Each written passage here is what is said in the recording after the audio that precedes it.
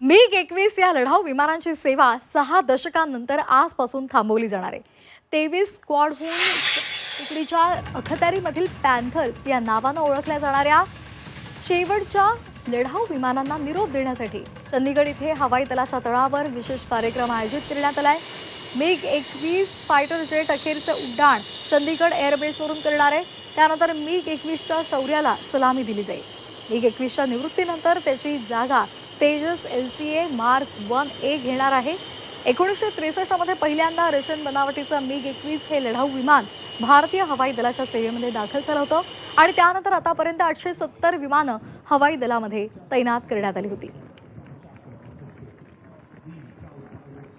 तर या संदर्भात निवृत्त air vice marshal Suryakant Chaphekar यांच्याशी संवाद साधलेला आहे आमचे प्रतिनिधी अमर काणे यांनी. पाहूया. Air vice marshal Suryakant Chaphekar sir आपल्यासोबत आहेत.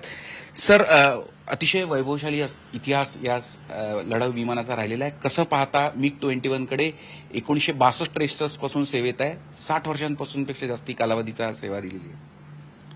या विमानाबद्दल बोलताना सर्वात महत्वाची गोष्ट सर्वप्रथम आपण पाहिली पाहिजे ती म्हणजे तो काळ.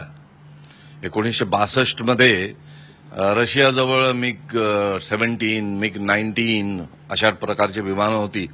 त्या सिरीजमध्ये त्यांनी MiG-21 बनवलं. पण त्यावेळी त्यांनी जे बनवलेलं एअरक्राफ्ट जवळजवळ आयकॉनिक असं म्हणता येईल. जगात अनेक देशांनी ते त्यावेळी विकत घेतलं होतं. त्याचं वैशिष्ट्य हे की 1965ला ते आपल्याला विशेष वापरता आलेलं नाही. कारण विमानाचं, लढाऊ विमानाचं स्पेशली जर तुम्ही पाहिलं कार्य कसं आहे, जर जाणून घ्यायचं असेल तर युद्धात त्यांनी कसं आपल्याला साथ दिली ते पाहणं महत्वाचं असतं.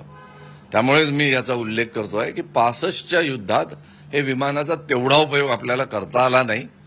कारण नंबर 1 पायलटचं ट्रेनिंग सुरूच होतं, विमानही नवीन होतं, आर्मामेंटही तेवढं आलेलं नव्हतं. परंतु त्यानंतर ज्या ज्या युद्धात आपण सहभाग घेतला आहे त्यात एक इंटरसेप्टर म्हणून असो किंवा कॉम्बॅट एअरक्राफ्ट म्हणून असो, या विमानांनी चांगलीच कामगिरी बजावली. झी मीडियासाठी व्हिडिओ रत्नशील सातपुतेसह अमर काणे, नागपूर.